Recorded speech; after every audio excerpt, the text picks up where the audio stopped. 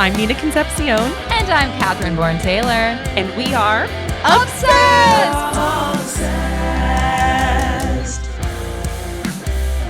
Obsessed is a comedy podcast about your hyperfixations, the ones that keep you up at night, hijack your group chats, or send you down a rabbit hole. Each episode, we deep dive and unpack the niche interests you just can't get your mind off of. No obsession is too weird when you're among friends. Yay! Okay, so we're here. This is our very first podcast episode. Happy first podcast, Nina. I can't believe it. Wow. Happy first podcast. Do you remember how back in December, our venue for the live show said that maybe we weren't going to get any more shows? Exactly. And here we are. Here we are. We did our show for 5 people. We did our show for 5 people. But now we're selling out. Now we're selling out, and now we have a podcast. And now, because we're at this table, we have a podcast. Yes. Nina, who are you? Oh my gosh, I am an actor, comedian, and forever fangirl here in LA.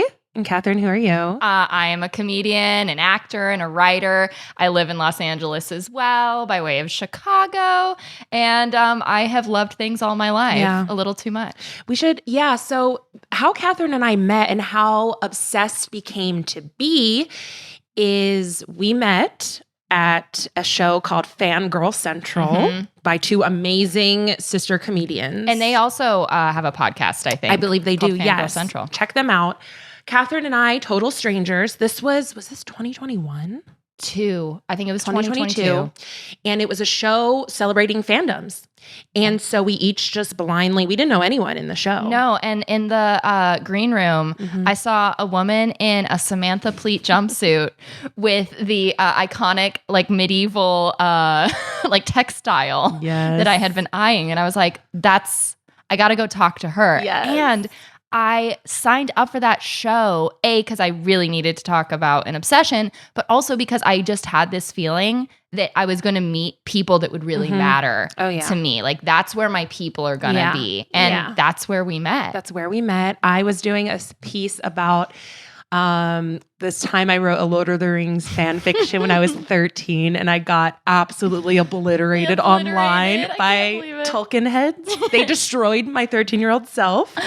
I was doing that piece, and you were doing a K-drama piece. Yeah, I did one on Crash Landing on You, which I think is an amazing gateway K-drama, and I'm gonna try to get you to watch for an episode at some point. Yes, absolutely. I know I've never watched a K-drama in my life. Well, it's unhinged that I have not. You're doing a podcast with me, so we're going to get you to watch at least one. Oh my God. We're going to have to. Yeah, so we met, and then we were like, you know what? We're 2 obsessive fangirls forever, like in our 30s.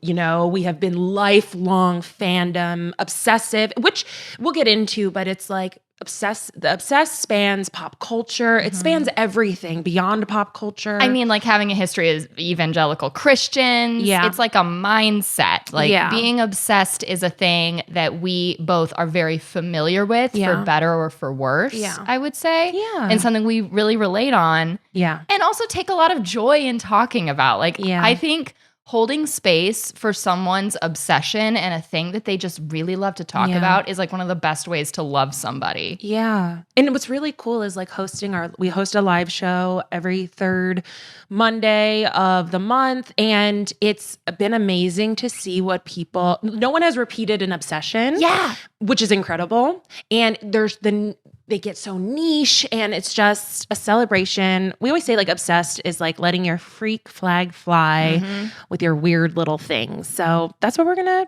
talk about. And thanks for being along for the ride. Yeah, thanks for joining us. This is exciting. How are you doing this week? I'm doing all right. Okay. Let me tell you one exciting thing that has happened this week. BTS, the K-pop boy band. Oh, yeah. They're out of the military. Our boys are home. They're all back. I did not know they were in the military. You didn't even know they were in the military. That is so funny because it's all I've thought about is how they're still in the military. So in South Korea, all young men have to be in the military for 18 months. Damn. It's a thing that you have to do. Wow. And it was really weird for a while because BTS brings like billions of dollars into the economy there. So it's like okay, but do they have to go to the military? Yeah. They all went. Jeez. So they've been there staggered off and on for about 2.5 years. So they've not put out music or anything, right? No, we haven't seen them together. Holy and shit. This morning I opened up my phone and all of them were together at a concert dancing. We haven't seen their bodies next to each other in 2 years. Wow. And our boys are back. They're home. Wow. Yeah. That's huge in the fandom. It's huge. I culture. really needed it. Yeah. The girls are so excited. The girlies, gender neutral term, Absolutely. are excited. You know, my upstairs neighbor, she is super, super into BTS. And I had mentioned, like, maybe I want to get into them. I don't know. Sent me the most amazing email breakdown of like the history, how to get into it. Yes. So I have that somewhere. So whenever I like decide to like get into like K-pop and K-drama, I have that manual. I want to show you like 3 of their music videos and record you watching sometime. Okay. Because it's an experience. Wow. They're yeah. I mean, I'm not even as big a BTS fan as a lot of people. Yeah. Like, because the stan level gets so huge with them. But they brought me so much joy during the pandemic. Whoa. Like, I'm just so happy that they're all back together. Okay. What about you? What's going on this week? Yeah. Let's see. I am still deep in the trenches of the pit. You're guys. in the trenches. You're crawling through them. Like, I am fighting for my life You're out here. on Tumblr. Okay, for those of you listening, I don't know if you remember Tumblr. Obviously, you do. Tumblr was like so big, and it's still so big. It's so big, but it's crazy how it's kind of like recessed in the like minds of what the top kind of social medias. Oh yeah, are. it's like kind of faded away. I love utilizing it for fandom. Yes. And so like I have a secret Tumblr that nobody in my real life knows about. No one knows the handle. My husband, my sisters, nobody. They will never. I will take it to my grave. And I got back into Tumblr when I was really into like Pedro Pascal. Absolutely. When I watched The Mandalorian season 1. Tumblr. Oh my God, freaks. Girl's dream. Freaks on there. And so then I recently went back on my Tumblr. I was like really deep into it, reading like, you know, Mandalorian fan fiction, people write fan fiction about his SNL character, the one that eats the wings. No. Yes. They've made up a name for him and they write fan fiction What's about the it. name? Daniel. Is that in the sketch? I don't know. They just call everyone's. I love fandom. This is It's like chaos. the power of fandom. They fight with each other. They get in on each other. They try to cancel each other. Then it's chaos. So my whole feed was like Pedro Pascal characters because I'm really against like writing for the real people. Right? It has to be like the fictional character. Yeah. Like no, you don't want to like have that parasocial relationship Totally with the actor. It's about their like character. Then obviously I watched The Pit, and that's just been my life for the last 2 months. It's so good. It's so good. Everyone watch it. I'm still obsessed. Watched it twice. I watched it twice all the way through. That's 30 hours of television that I've dedicated to this. And so I went back on Tumblr and I unfollowed all the Pedro Pascal people and I've redone it. So it's all The Pit. Yeah. People need to be clear. Yeah. When they go to your Tumblr, they know. There can be no question. No. It's no more The Last of Us. It's no more Mandalorian. It is The Pit. We're all about The Pit. We're all about The Pit. And there's a lot of crossover on Tumblr between Pedro girlies and the Pit girlies. Why is that? Because I think the older, like, there's a lot of like, right now it's not very. I'm not saying it's not a trend, but like Pedro Pascal is like 50, right? And Absolutely. He's like, people are craving that older, sexy, established man. They want someone who is, oh my gosh, we use this all the time. Yeah, it's giving competency. Competency. Also, I think a lot of like the Pedro Pascal characters, perhaps maybe, or really The Pit. I think it's like men through the female gaze. Like it's like everything we want. Like they go to therapy. They're still wounded. They still have issues. We could fix them. Yep. But they're like, it's the competency. They have a job. They're doctors. They work in the medical field. They've gone to school. and Concepción. And sure, they have flaws. One's addicted to benzos. Absolutely. One needs to go to therapy. One has trauma from the military. But you crave that. We could fix them. So right now I'm deep in those Tumblr pit trenches. You're in these Tumblr streets. I'm not even going to tell you, but I wrote a few myself. They've blown up. Really? The fanfics are blowing up? One of mine blew up. I can't even tell you what the That is so cool. But now I'm like, oh God, I'm going to have to delete. You get overwhelmed because it's 800 reposts and people commenting.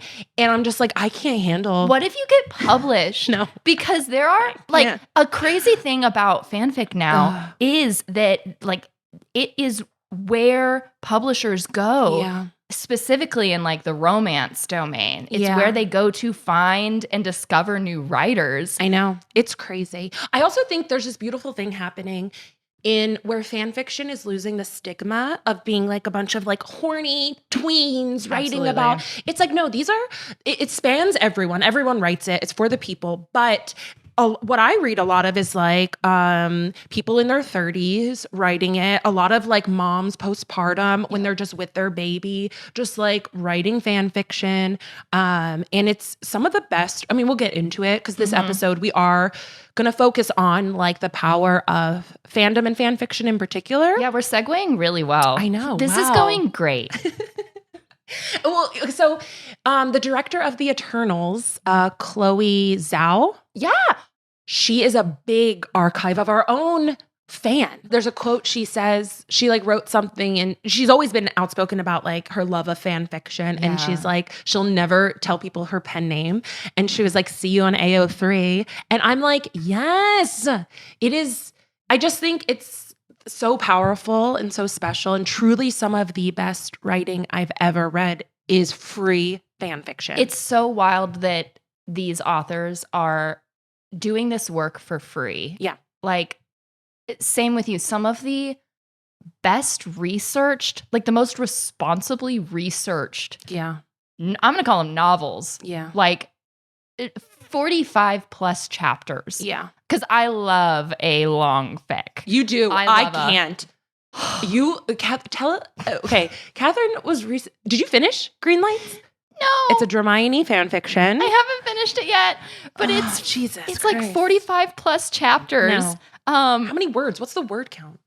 Dude, I don't even know. It has to be 400,000 It's taken me 2 months, but it's so well written. They're doing a great, whoever the author is done such a good job of really character development. Yeah. And here's my thing. I love smut, but it's got to come with character development building up to that. That's what makes it really pay off for me. Yes. That's what I love. The tension, the build up. The tension, the build You up. love a slow burn. All the almosts. I love a slow burn. Oh, I love it so much. Oh my God. Well, that brings us to okay, what is your relationship to fandom? When would you first say that you were this is, I'm in, or just, what was your earliest memory of fandom and fan culture? I mean, I think a lot of millennials, it was Harry Potter. Yeah. Right? Yeah. And I think J.K. Rowling is a profoundly disappointing person. Yes. Piece of shit. Truly. I think I've never felt so let down by a hero. Yeah, it's disgusting. And a lot of people feel that way.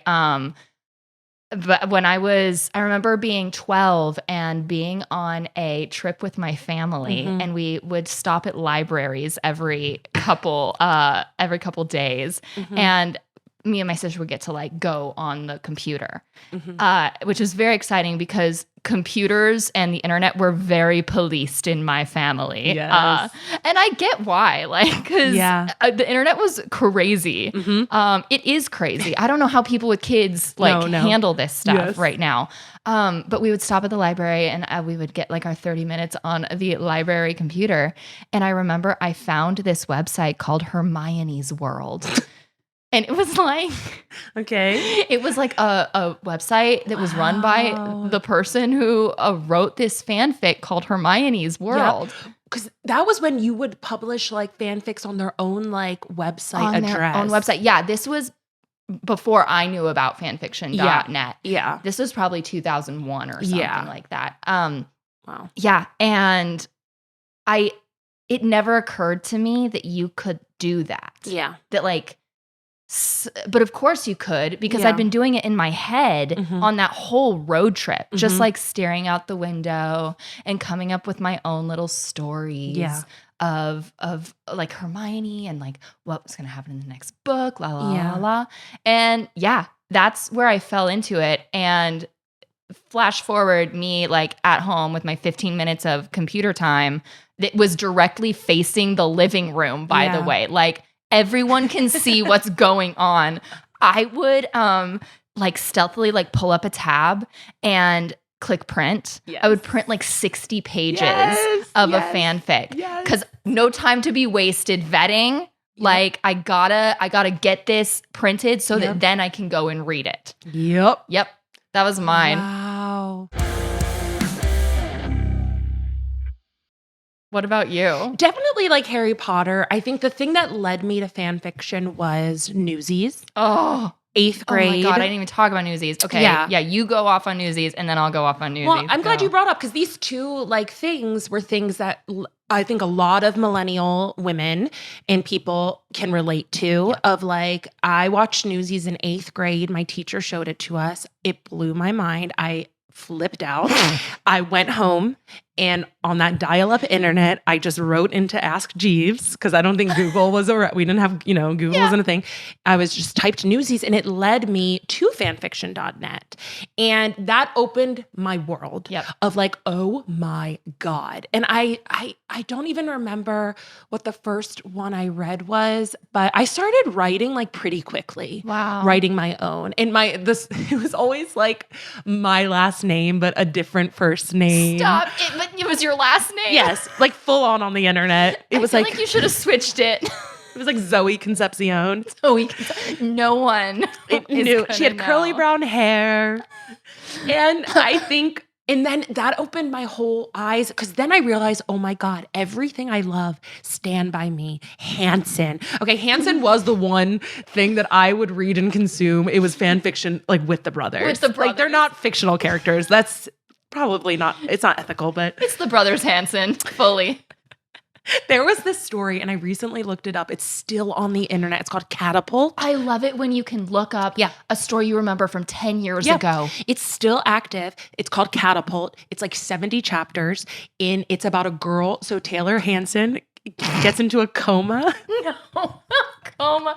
Does he not remember who he is? So he falls into a rock. He has a rock climbing incident. Taylor Hanson goes into a coma. Then his like spirit meets this girl. Stop. So she's interacting with his spirit and they fall in love. But then he wakes up from the coma and he doesn't remember her. Oh my God. So they have this whole love story with his like ghost, basically.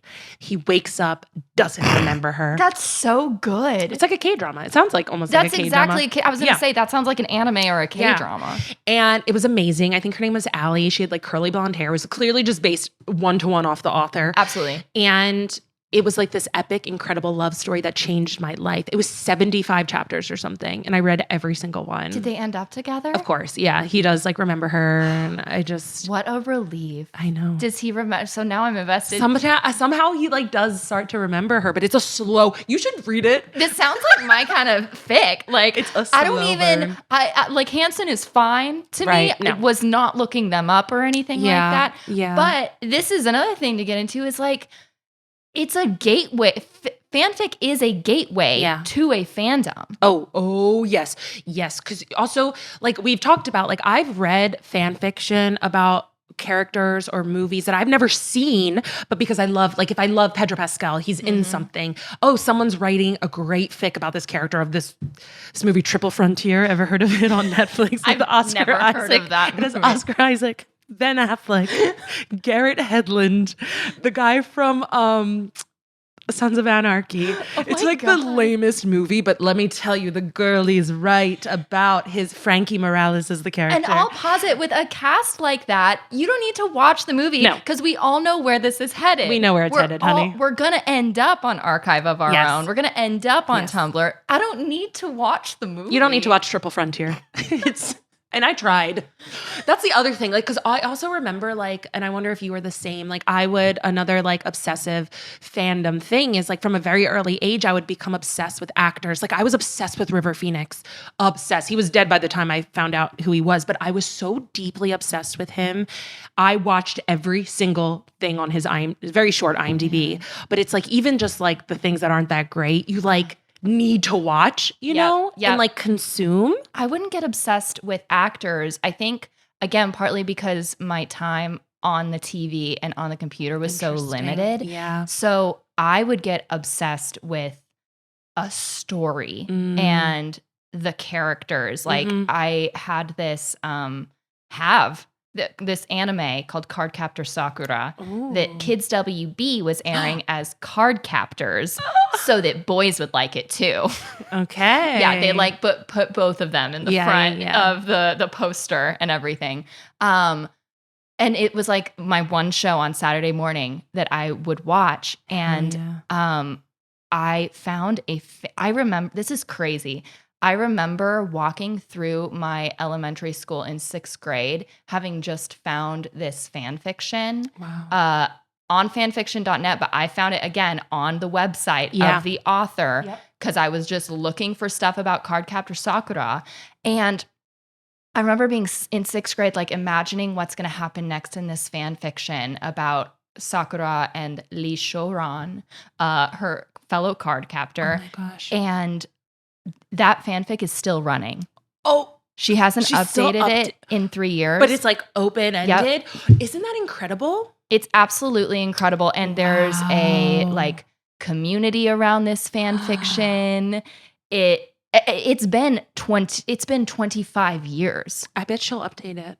I dedicated a short film I made to her. Wow. Because like her work and her stick-with-itness has meant so much. And it's been a couple years, but I know she's like around. She updates her blog sometimes. Dude. The last time she updated, like the main characters danced at the dance. And then it was his birthday and he like left with her. Wow. And they like magicked mirror images of themselves to trick everybody. And like they're out on the town now. They've been out on the town for 3 years. I wonder, she has to, maybe this inspiration will strike her. I really hope so. Because there's this Lord of the Rings fan fiction I follow called Ravame's Bane. It's so good. And it's, of course, the classic trope of a girl time travels, ends up as part of the Fellowship. Oh, I love it. I love it. Oh. Yeah. And so she's following along each book. So like there's 3 books. So the first one is like Fellowship of the Ring. She wrote, that's the whole thing. Like the character goes along. She just finished the 2 towers. And now she's finally starting Return of the King. And this has been, I mean, it has to be over, maybe not like 10 years, but a really long, long time. And I was following religiously and I stopped because I'm going to wait till she's just finished and then binge the whole thing. But again, it is some of the greatest writing I've ever read. It's incredible. So impressive to move through those books. Yes. Every event that happens in, Tolkien's books, she follows, and it's so well done. And you can see her writing improve as well from the first one, because the first one was like 8 years ago or something. Yes. It's like she is incredible. She's updating. And I think that kind of brings us into our next thing. I think of like the power of fan fiction when it becomes stronger than the source material. And really with Harry Potter, I think it's like, I feel like fan fiction is the only way I feel comfortable consuming Harry Potter anymore. Yeah, I think it's the only like morally okay way now. I think so, because it's like not putting money in that bigot's hands. Exactly. And it's for the people, by the people, and she would probably have a mental breakdown if she read some of the, queer stories on Harry Potter. So much queer Harry Potter stuff. Yeah, and it just feels like it's incredible to see like the community of the fanfic in the Harry Potter world. And it really is like it's moved beyond, and like JK could never write. Like the incredible stories I've read in the Harry Potter fandom, fan fiction, that bitch could never. She could never. That's the thing. Like she planted a seed. Yeah. But the spirit of that story does not belong to her anymore. No. It's been claimed by the people. And actually, I've got a quote. Yes. I've got a quote here. I have a couple quotes. But this is one that I found actually this morning that I love. Writing and reading fan fiction isn't just something you do. It's a way of thinking critically about the media you consume, of being aware of all the implicit assumptions that a canonical work carries with it, and of considering the possibility that those assumptions might not be the only way things have to be. Mm-hmm. That's from Anne Jameson, and she wrote a book in 2013 called Fic, Why Fan Fiction is Taking Over the World. Ooh, 2013. Damn. She was early to it. Well, we were just saying, like, as we were prepping for the podcast, I was like, what is the earliest, like, fan fiction? And it was back in the 60s. They were, like, publishing zines, right? For Star Trek. It was Trekkies. Trekkies really, and honestly, maybe even before that, but what I could find was like Trekkies started fan fiction. They were publishing zines about it. And then I think it was in like 1993 that fanfiction.net blew, like once the internet, people got internet in their homes, then like fanfiction.net was created and then it blew up. But it really is incredible to see like, oh, people have been doing this for decades. And it's like, oh, we could get into how so much media is fan fiction anyway. Everything basically is fan Wicked fiction. is fan fiction. Wicked is fan fiction. We've talked about so much of like, it's just like everything is. So I think I love that like we're moving into this place where the stigma is being ripped from like, no, this isn't. And also it is that. It is teeny boppers fucking writing smut and good for them. And some of the best writers are freaking people who came out of the Twilight fandom. Absolutely. Like people who were teens together online, finding each other. And I wanted to say this earlier. It's that feeling that fandom brings you of like, oh, I'm not alone. Yeah. Oh, it's not just me. No. Like the places that my mind goes, I'm not crazy. Yeah. I'm not bad. Yeah, which exactly. I don't know about you. When I was a teen, I was like, the worst thing you can be is bad. Yes, 100%. I just want to figure out how to be good and not be bad. And when you find a fanfiction.net or a Tumblr or something like that and you're 13 years old, it means so much than just, oh, great, a piece of content I can consume. It means I'm not alone. It means I'm not alone. And it's so, I would say it really saved me in middle school and beyond. Like the darkest times, when you feel so alone and scared, it's like I could turn to my newsy boys and they would be there for me. There was also, I was like deep into the newsy community. Like I had a pen pal. Like this girl. Okay, you want to hear something crazy? Yeah. Oh my God, what was her name? I can't even remember her name, but I remember her pen name. If you're listening, Storm Shadow 21. Oh we started emailing each other. She was Canadian. She worked at a McDonald's. Oh, Chelsea. Her name was Chelsea. And I do remember her last name. I'm not going to say it, but we started pen paling each other. And then we lost touch, right? And then I got really into like in 2013, I did a lot of freelance writing, essays on, what was that one website? I forget what it was called. It was like very popular. I think it's defunct now. And I wrote about how fan fiction like saved me and I mentioned her. And then I get an email. Stop. I swear to God. And she's like, I think you're talking about me. And then we started talking again and then we lost touch again. And I don't know. Yeah, completely lost touch again. Where did she live? Canada somewhere. Okay. She was Canadian and we would just trade stories back and forth. We would just send each other like email updates. And it was such a special friendship to me. God. And we would fangirl out and it was like the best ever. But yeah, hilarious. The same thing has happened to me actually with a couple people. But recently, about 6 years ago, I got in deep with the Reylo fandom, which is Kylo Ren and Rey from Star Wars. And that fandom like became so huge. It's like been written about in Rolling Stones, etc. But there was this fanfic author who, you want to talk about like well-researched. Yeah. She's referencing like the old Star Wars books that came out like in the 90s when they were like Jedi's training at school and stuff. Like she's referencing this really obscure material and bringing it together to same thing as your Lord of the Rings thing. It's like a reimagining of the first movie and then a reimagining of the second movie. She's a New York Times bestseller now. Yes. And I met her a couple months ago. She came into town for a book event and I picked her up at her hotel. And I remember I would be leaving comments on her fic, giving suggestions about something that should happen. And she used one and it's still in the novel. Wow. It's still in there. It's so special. If you're enjoying this episode, we saved some of the most unhinged stuff for our bonus feed. This week, we're reading fanfic that we wrote. Yes, we're doing it out loud into microphone. There's angst, there's smut, there's a character named Zoe Concepción. Not to be confused with Nina Concepcion. Of course, they're very different. So subscribe on backdrop.fm to hear it. Plus, get access to exclusive episodes, community extras, and help support the pod. I've got a little quotesy quotes here. Okay.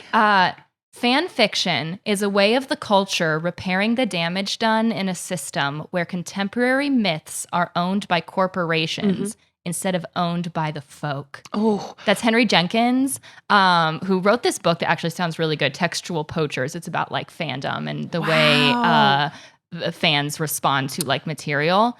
But something about this quote, I've known it for years. I feel it's pretty big in the fandom community. I love this idea that actually, no, we've always told stories around a campfire. It is modern day folk. These are the stories that we're telling. They're the stories that impact us. But now they're owned by Disney. They're owned by major corporations. And there's all these questions of how do you consume these in a way that aligns with my values, but also I just love it. Yeah. I want to love what I love and interact with the things that I love. Yeah. And I think fan fiction does that. Fan fiction is actually very revolutionary. It's a way of looking at something in a new way and being so thank you so much for creating this. God, author, creator, whatever, I'm going to take it now because it actually belongs to people. It belongs to people. Once you release a story, it belongs to the people. I think it's a spiritual belief I have. The story belongs to people outside of commerce, outside of all of it. Yeah. I love that. And I think there is a big movement, because there are times where people get fan fictions bound into books and then they try to sell them. And people have tried to make money off fan fiction, and people, real diehard fan fiction people, or not even diehard, just the movement is no, fan fiction is free. It should always be free. It should always be accessible.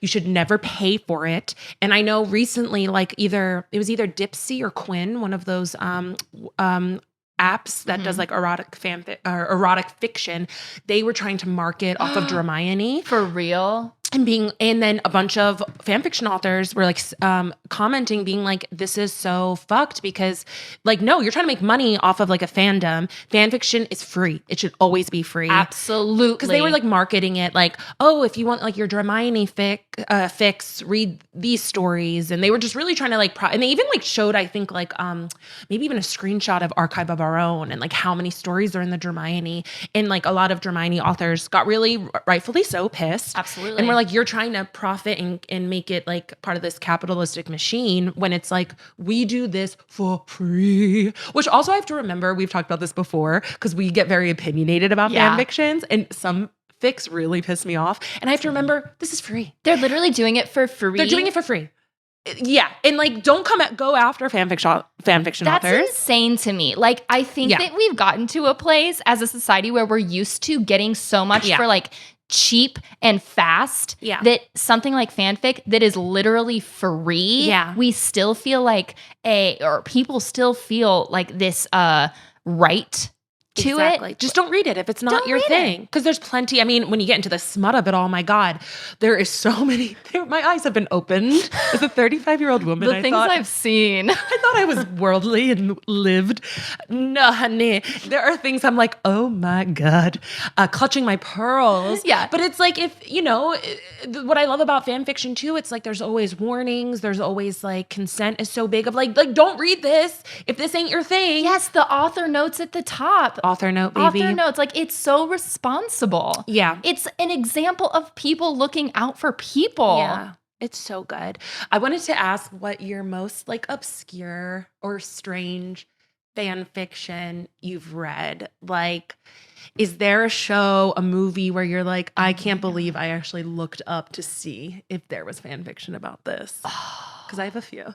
That's a great freaking question.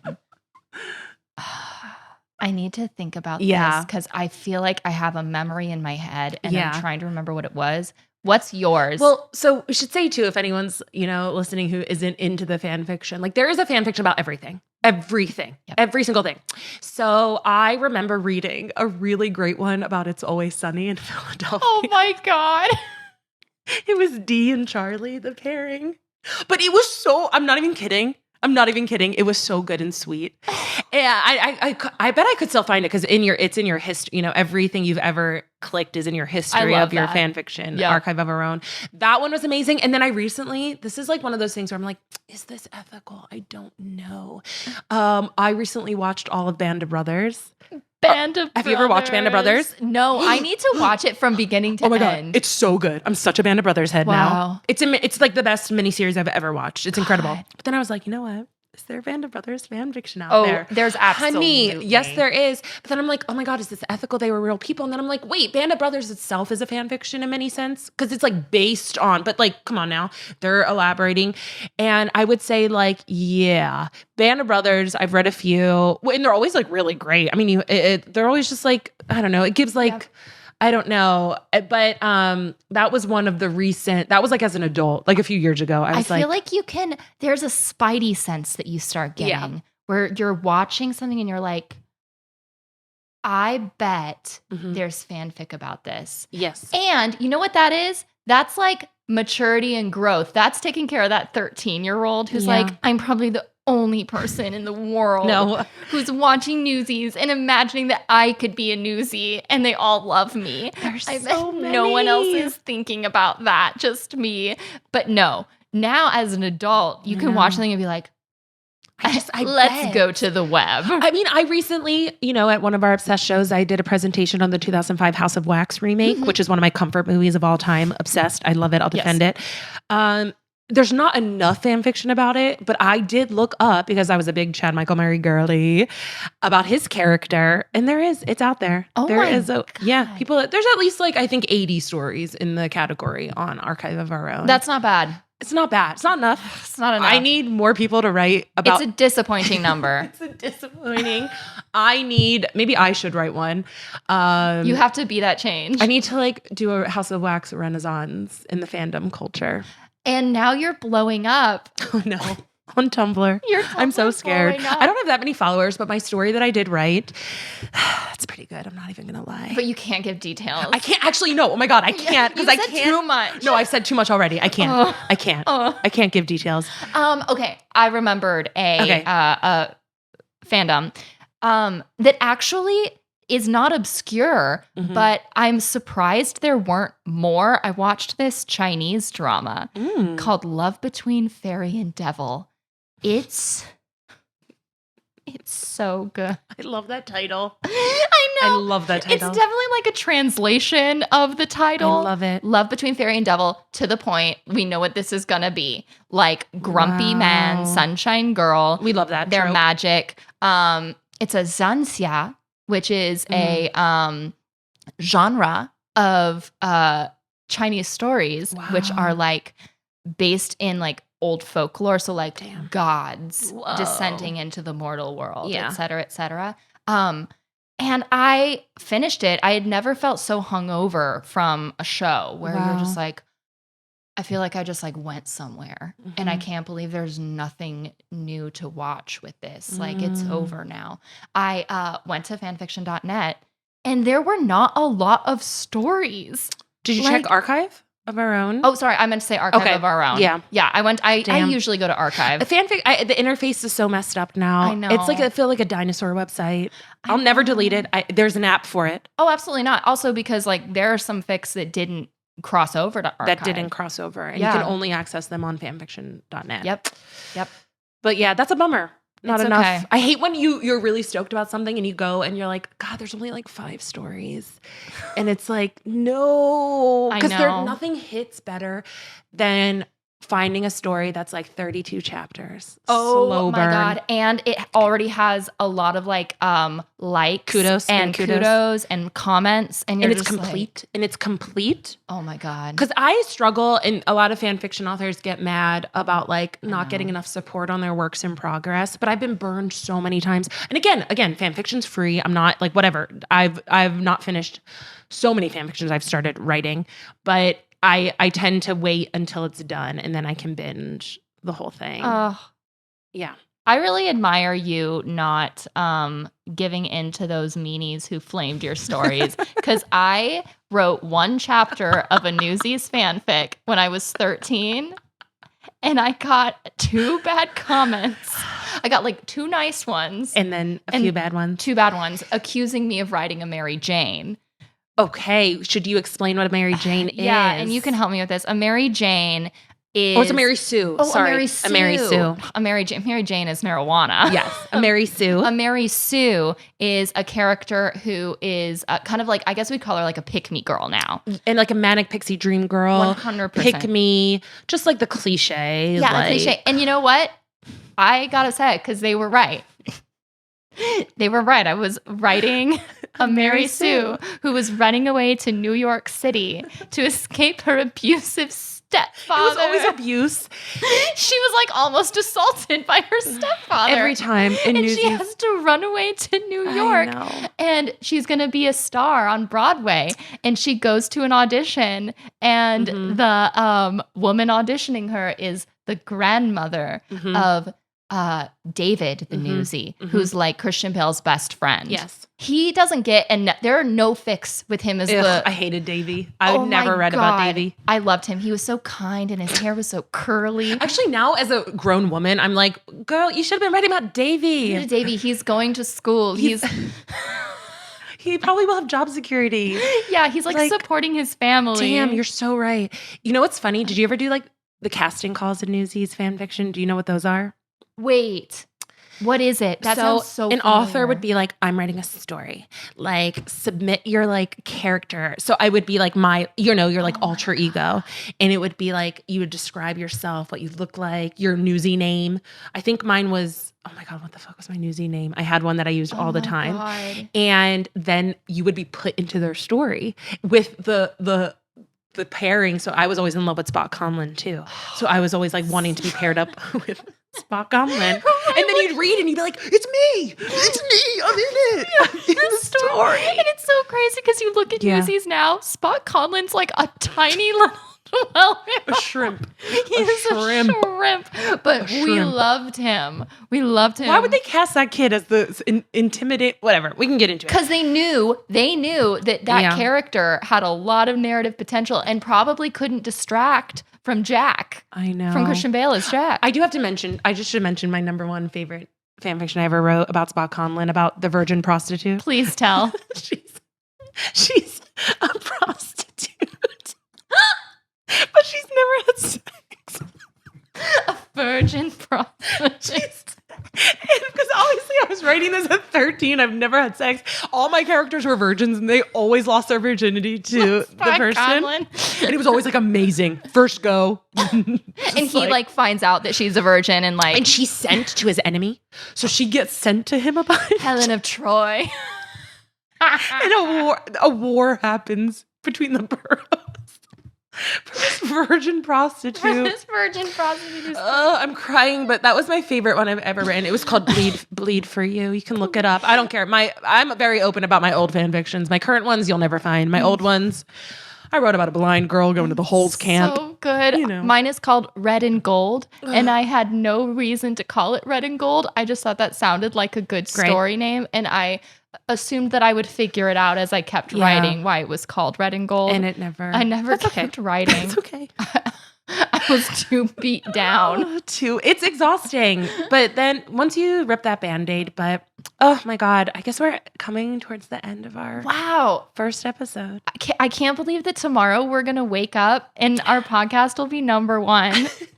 It'll be edited. It'll be out the day, 24 hours after we recorded it. We're going to be famous. We're going to tour. 24 hours to go out on the town where no one knows us. Watch out. Call her daddy. We're ready. Coming for you. Yeah. No. Yeah. Nina, we don't know when this is going to drop, but what should people know? I guess, you can find me on Instagram at Nina_Concepción. Katherine. You can find me on Instagram at Katherine Bourne Taylor. And follow our show Instagram, which also will be updating with the podcast info. It's at obsessed_the show. And come to our next live show. We have a live show every month. It's at Nico's in Atwater Village. It's a super cute wine store. Then you go down the stairs and it's a super cute wine bar and theater. The vibes are very, very good. Yes. And we love to do it. We'd love to do it. Come on out. We'd love to see you there. Oh, and if you have an obsession, you're like, I need to talk about this. In our Instagram and our bio, we have a submission form. It lays out exactly what we're looking, or, not what we're looking for, but how to submit to our show and or podcast now. Yeah. So fill that out if you want to talk about an obsession with us. Ooh, I can't wait. Okay. Stay obsessed. Bye. Stay obsessed. We are obsessed.